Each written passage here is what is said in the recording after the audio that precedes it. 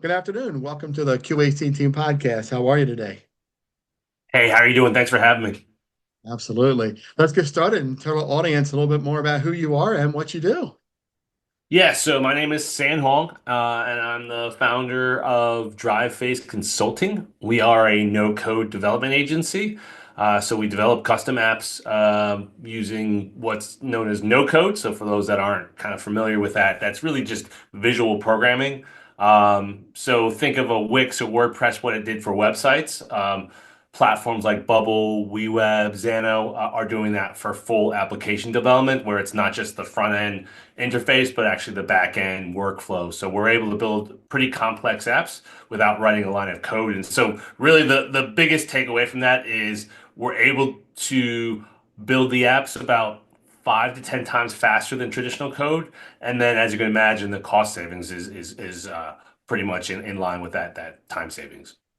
Yeah, I can only imagine because back in 2015, I had an app built, an idea that I was working on, and it's all code. And my app was actually, they took a framework of one and they kind of broke it up and made it what I wanted because what I wanted didn't exist. So they had to, break it down. It took them about 6 months to do it.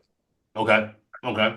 Okay. Yeah, so that's why I'm glad we're interviewing because you interest me on this side of the apps because knowing how long it took that development team to do it, it's I'm amazed at how this no code works. So let's tell a Sure. little bit more about why'd you decide to be a business owner? So I've been a business owner for going on over 20 years now, 21 years now. Nice. So it was a little bit of accidental. I was laid off from my company, and kind of that led me into starting my own company. And I've had a Um, few companies since then in a variety of industries. nice, nice. So tell us a little bit about why you chose this industry. Yeah, so the real kind of journey into a no code app development agency is back over the pandemic. I have only child, a daughter. She was eight at the time during the pandemic, and she Mhm. wanted to. Her highlight of the day, it was a tough time for her because just socially she was by herself, and so her highlight was the ice cream truck. And so what happened virtually every day is we'd hear the ice cream truck. She'd freak out, run around trying to find her money, trying to find her shoes, and I had to, wait for me to get my stuff so I could go with her. And so we missed the ice cream truck more often than not. And so Uh, eventually if she asked me if we could build an app to track the ice cream truck. And as a dad, it's like you can't say no to that. And so I looked at what it would cost to pay someone to build that, and I was like, "Ooh, that is a lot, a lot more than I want to pay." So I ended up yeah. instead taking a class on Bubble.io, which is probably one of the first real no-code platforms. I do tell people that I think actually Microsoft Access is probably what I consider the first no-code platform, but Bubble is probably the first kind of web-based no-code platform. So I took Yeah. a course on that. We built the app, and it was pretty cool. Is We got named App of the Day by Bubble, and then we also got a food truck association in the Wisconsin area actually licensed that app from us for about 3 years. So, and that was my That's, eight-year-old daughter's idea, and so I that's was able very to do that. cool. Yeah, so That yeah, is so so it's kind cool. of a fun story. Yeah. Yeah, that's awesome. Yeah. So yeah, Yeah. so I started to build apps for my own businesses, and then eventually it kind of morphed into building it for other businesses, and that's kind of where we are today. Yeah, that's what I was going to say. Give us a little bit of history. Like, so you started with your daughter, and then it kind of morphed into doing your own thing, and now you're. Yeah, so one of the first ones I did, I have an e-commerce business, and that's another business that actually just went ballistic during the pandemic. So we Yeah. sold paint by number kits. And so most of what we sold were custom kits where people would give us our photo, we convert it into a paint by number kit that they could paint a very realistic version of that photo. So we would offer a proof. We were one of the few ones that offered a proof. And so what we would do is we would have to download that photo. I'd have a VA send it to our vendor that would convert it. Get that proof, send it back to the customer, then we get approval. So one of the first apps I built was a system to that integrated with the e-commerce system, so it actually downloaded the photo automatically into our system. We gave access to our vendor automatically. They would upload the proof that would automatically trigger an email to our customer. and they would approve it. And so what was a 5 minute per order process went down to zero. And during the pandemic, we did about 5 to 8 thousand orders a year. So you can do the math, and it was pretty significant. The other thing Yeah. that we did was after they approved it, we asked them, "Hey, do we have permission to post on social media?" And if they Mhm. did, it would automatically post to Twitter, Pinterest, Facebook, Instagram, and our impressions on all those channels. Well, at one point we were getting about 1 million impressions a month on Pinterest, and it was all automated content. So That's yeah, incredible. yeah, no. So that was, and then like I said, so then we would talk about that, and then people said, "Oh, well, can you do X, Y, Z for me?" And so then it kind of just grew from there. Yeah. So is that something that is that like a can you franchise that thing out now to people, or is it kind of like you're just doing it as per basis? Which part? The e-commerce business or? Yeah, yeah, yeah, yeah. The paint by number. So no, we do it kind of in-house. We actually, yeah, Nice. we do it in-house. We're not franchising it. It's a decent business, but I don't think it's a big enough market that Gotcha. it's franchisable. Gotcha. Yeah. Yeah, Well, it's definitely interesting. I mean, I've seen it, but I never really that sounds pretty cool where you're actually taking a picture and then you're converting it so people can actually paint that picture that yeah. they send in. It's That's actually very cool. very cool. Yeah, it's actually Yeah. very cool. So people love it. Yeah. It's relaxing, and like I said, during the pandemic, it was like people were dying for things to do. That's probably Yeah. bad, poor choice of words. People were looking for things to do, and so paint by numbers really took off during that period. Yeah. Yeah, during the pandemic, I was trying to get my app going. I had a really good idea, but Google kind of stole my app right after the pandemic, but it's okay. Um, I had a great idea where I had a check-in app and you could actually put comments in. So my idea was, hey, look, use my app, check in where you're at. You can tell people where toilet paper is and where it's not. So you can save people time. Well, that you could do that pretty easy. I mean, like I said, we did the food truck tracking app, and so essentially, there's probably a lot of similarities with that. So Yeah. you can actually build that pretty quickly with no code. I'll have to send you the two links to my app that I had it on it was on Apple and Android for about I don't know, probably a good 2 years. I actually do two videos, one how you check in and one how to actually go through it. I have to show it to you. You can see what we built. It was actually really Yeah. cool, and it's a shame that it got stolen, but it's okay. It's intellectual property, right? You can't do much about it. Yeah, apps are hard to protect, unfortunately.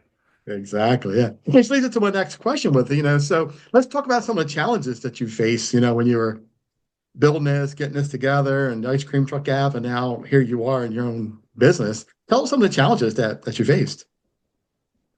I think the biggest ones is just lack of awareness in the market. I think a lot of people that we talk to that can benefit the most from no code have no idea what no code is. And the reality is they don't need to know what no code is per se, but you do kind of at least need to know that's available because I think the perception has always been, and it still is. I mean, I tell people we've saved our clients when they have another estimate, they share it with us, and then we kind of compare that to what we actually built it for. We've saved our clients over $1 million in app development costs, right? So I mean, there's still, there's a couple of projects we're working on right now that, they've received estimates of 500 to $1 million, right? And so I think there's a lot of perception in the kind of the business world, or at least the small business world, that an app is out of their realm of their ability to build, right? And the reality is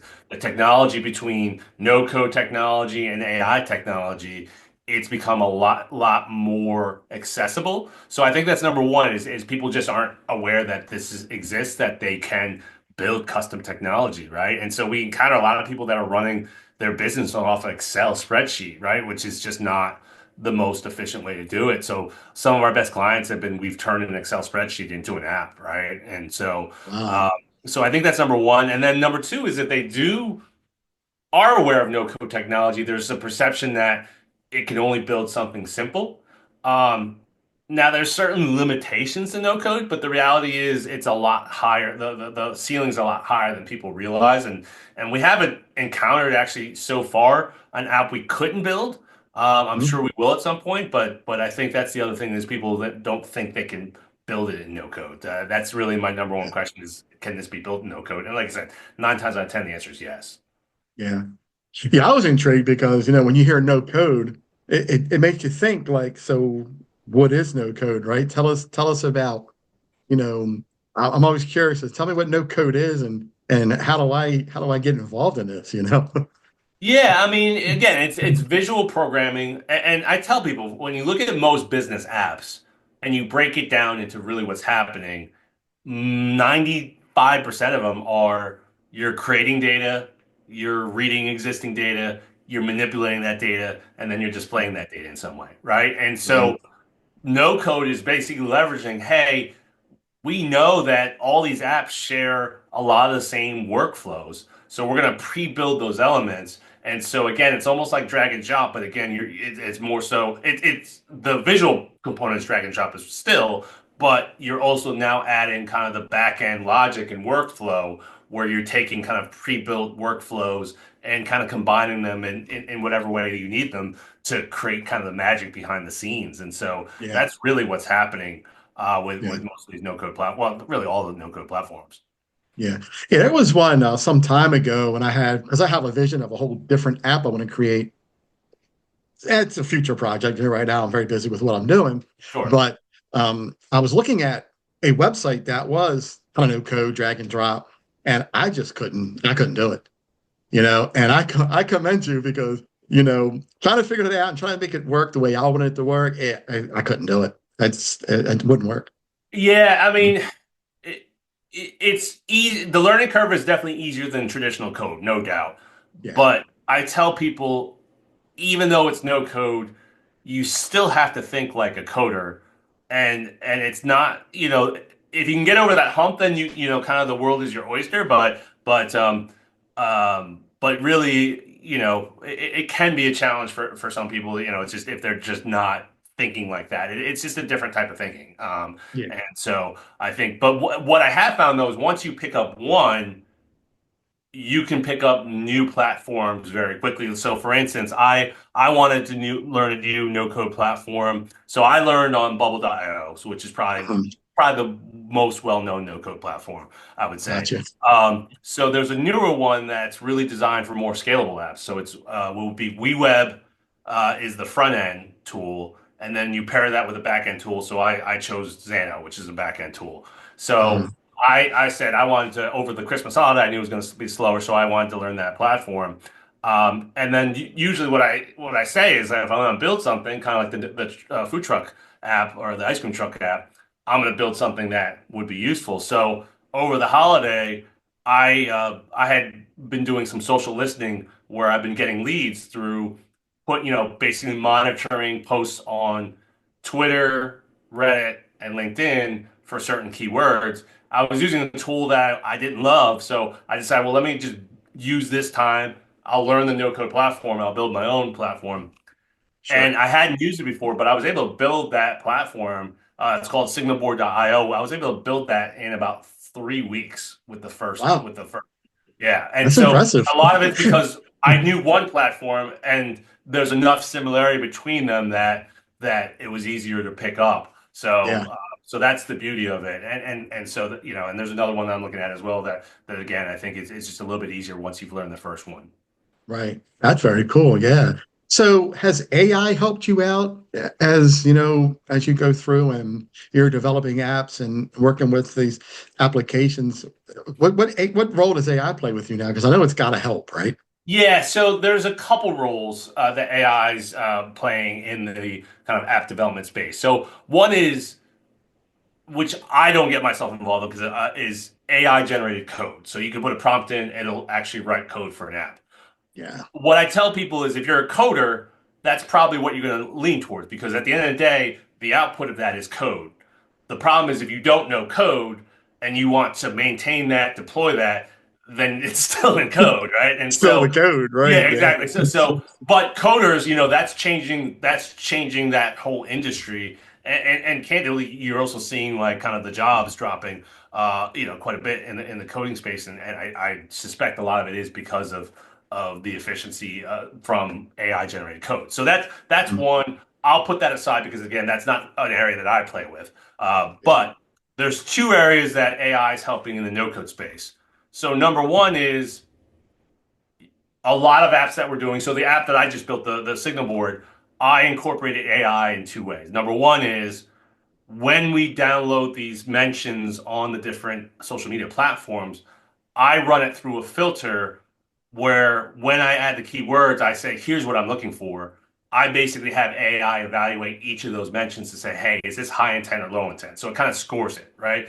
The other thing it gotcha. does is I have it set so, okay, once I kind of tell the AI this is what I want, it'll draft a response. I still have to edit it, but it kind of drafts a response for me. So it cuts my time down quite a bit. So kind of incorporating AI into a no code app is one area. And the nice thing is AI, no code is great if you're familiar with the term API. Yeah, A lot of heavy lifting is done by these APIs where yeah, you're basically integrating and so an API is just a way that I can integrate my app with this other third party kind of system, and I can leverage what that system can do into my own system. And so all those AI, OpenAI, Gemini, they have an API expose that I can kind of send the prompt that I want and then get back the response. And so no code makes it really easy to do those integrations. And so that's part of the speed benefit that you get is the ability to do those integrations really quickly. So AI no code, really good fit. The last area that I'll say is a lot of the no code platforms are now incorporating AI into the building piece yeah, where I can kind of put the prompt and say, here's what I want. And then it'll yeah, build out a lot of the workflows. And now the beauty of that is if I'm not a coder or I'm not a technical background person, that is now in no code. So now it's a little bit easier for me to deploy, a little bit easier for me to maintain, a little bit easier for me to make iterations on, if I've learned that platform. But it speeds nice. up that initial build, and then I have Yeah, something to work from. So that's where I'm kind of most excited because a lot of them, a lot of the platforms I'm working on are starting to roll out a lot of these features, and I could see how it's going to bring that price down even lower, which yeah. is good and bad, but in the grand scheme of things, it's going to make innovation just that much more accessible for anyone. Yeah, well, obviously it's all about speed, right? I mean, the more apps you can 100%. pump out, man, the Yeah, more money you 100%. can make. Even though the price is coming down, you do more, right? Quality Yeah, and exactly. quantity versus, the speed, you'll be all Yeah, right. Yeah, 100%. love Yeah, it. no, 100%. Yeah, And I tell people when it comes to technology, cost savings is huge. The speed is probably more important yeah, because yeah, once you build that initial version, like you're not anywhere close to being done. Like once you have users on the platform using it, they're going to start giving you feedback. You're going to figure out, okay, this is what they want. So that your ability to kind of respond to that feedback in a fast manner is huge and is a huge competitive advantage. So that's where no code I think is even more valuable is the ability to respond, take that feedback, and iterate on that initial product. yeah. That's very smart. Very, very smart. I like it. Good Yeah, yeah. process. Yeah, yeah, awesome. So what's next for you guys, the next year or two for your business? Yeah, I'll tell you what. I mean, we've been in a little bit of a transition.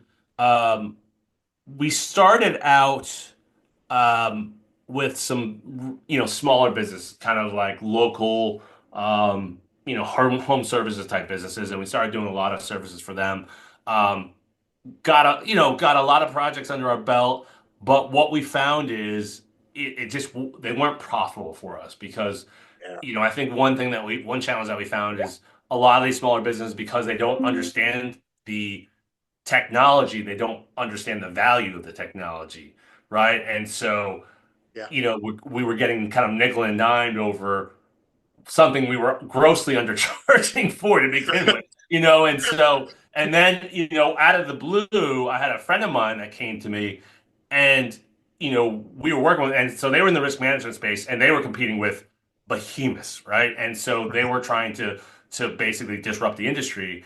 And, the initial build, there was a buddy of mine, I was trying to help him out, and he's like, their one estimate was a $500,000.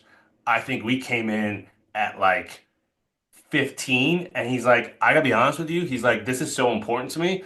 I'd actually feel more comfortable if you actually increased your price. And again, this is a Wow. friend of mine, and so, Yeah, but in the grand scheme of things, he was right because if we hadn't increased our price, it was such a big project that we would have taken a bath on it. And so, and at the end of the day, they were thrilled. I mean, again, if the other option is a $500,000 and we did it for about 40K, they're thrilled with that, right? And we're thrilled with that. absolutely. And I think that Yeah, just opened my eyes to, hey, maybe we want to go after a different market. And so we've started to kind of move in that direction.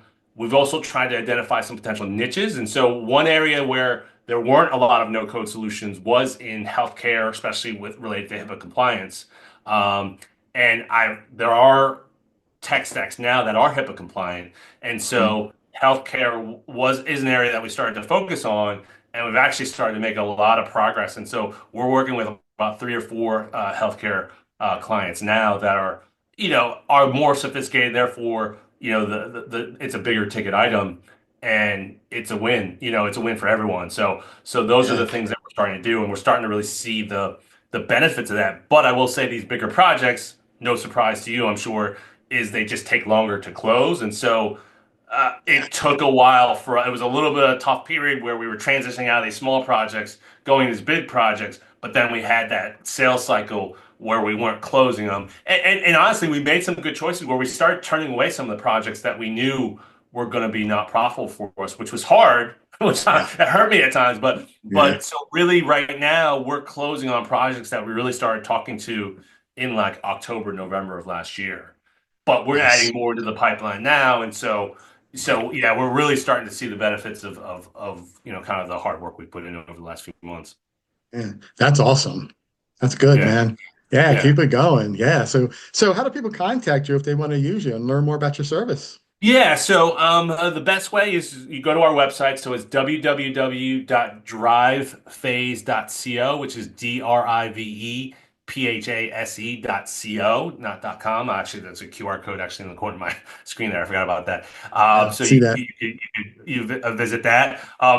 If you go, there's about 1 million call to action buttons for a free consultation. That's really the best way to start. I mean, what we do in those initial consultations is just what I tell people is we want to understand what problem you're solving. Let's take the technology out of it for a second. Let's just understand the problem that you're trying to solve. And then, identify, hey, can this be built no code? Again, 9 times out of 10, the answer is yes. And then, Yeah. from there, if they're interested in moving forward, it's usually a whole nother session to really start scoping the project.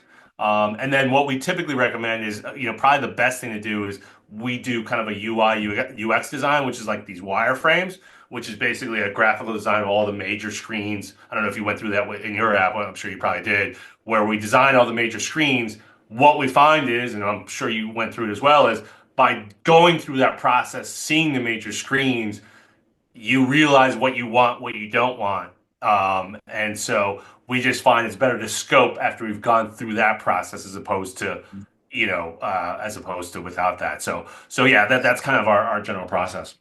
Nice. I got kind of lucky. I drew out my app process on paper. Okay. I mean, it was highly detailed. And my developer said, "Who drew this out?" I said, "I did." He's like, "That's a really good job because it really explains what you want." And Not I was, everyone gets that. So yeah, yeah, no, you've done that. It's always a plus. So yeah, kudos to you. And that's really yeah. a key because a lot of people come to us and they just don't know. They're like, well, this is what we wanted to do. Like, well, why is it like? Can you give me an estimate? And like, no, no, we can't. We Right, can't. So yeah, the more right. you can do that, the better. The better. Yeah. Oh, yeah, 100%. Yeah, that was the thing because, going into this project, I knew exactly what I wanted because I did the research way ahead of time. I Mm-hmm. knew that nobody was doing it back in 2015. I Mm-hmm. researched everything, went through LegalZoom. I Mm-hmm. looked up everything. And I said, all right, this don't exist. I'm drawing it out. And I just spent the time to draw it out. And it was Nice. it was fun. I really enjoyed it. And I tell you, setting the app and seeing something online that I physically wanted designed and created and it's actually physically working was impressive. I tell you, I was so ecstatic that I saw my app in action, you know, It and it is. had It's the level of 850 people satisfaction using it it. brings. Yeah, it's like a Yeah, child, right? So like yeah, you're a little bit of a child that yeah. So yeah. you, I can't wait you to send you links and show you what I did yeah, I'm happy because to look at it. Yeah, I'm it's happy a to look at really it. cool app. And once you see it, you'll get it, you know, Yeah, what Google did with it. You'll see once you look at the videos, you'll completely see why Google took it because it's such a great idea, you know, yeah. and nobody was doing it. And that's why Google stole it because, oh, this is definitely good, you know. So yeah, yeah, Yeah. yeah. Yeah, So no, I totally get what you mean, and yeah, it's a cool process, and like I said, it's like your child. So, yeah, just like your baby. Yep, yep. definitely. All right. So in closing, what do you got for us? Final thoughts. No, I think like I said, the biggest thing is I want to educate, especially the small business owners, because Yeah, um, you know, between AI and no code, AI especially is kind of divisive in some ways, and but I tell people all the time as kind of as hard as sometimes I feel like no code, I'm sorry, AI is, like I also know if we don't embrace it as small business owners, our yeah, competition will, right? yeah, And so yeah, I really think, to a lot of small business owners, understanding that the technology is just a lot more accessible to you and yeah, figuring out ways to leverage it in a way that makes sense. I'm not just saying build apps just to build apps, but look at your time consuming processes, look at areas where your customer experience could be improved, right. and those are the areas where an app or some sort of mobile app or web-based app can really make a difference. And again, it's not, no code makes it more affordable. It's not cheap, but at the end of the day, if you can execute your processes with less payroll, then it really can start to make a lot of sense very quickly. The return on investment can be massive, within a short period of time if you design the right thing. Yeah, the payoff is so worth it, you know, because like you said, if you can no code it and you build it fast, you know, that gives you a faster time to your ROI, your return on investment be so much faster. You nailed it, you know. Yeah, and then going back to what I said is, once you start getting people using it, your customers using it, being able to incorporate that feedback really quickly, it's just like it's a win, right? Because your customers like, oh wow, I just we asked for this, and it's already in the app, like 2 weeks later, like they're listening to us. So yeah, Right. that's what I'm most excited about. So that's really the biggest takeaway, Charles, that I want people to walk away with is especially those small business owners or even the mid-sized businesses, they are the ones that really can benefit from this Yeah. technology the most. Yeah. There you have it. Yeah, and people who are listening and watching this, look, reach out to Sam. You got an app idea, reach out to him and work with him and see what he can come up with for you. Love it. Well, Sam, appreciate that. thanks again for coming on, man. I appreciate you taking the time interviewing with me. It's been a great learning process.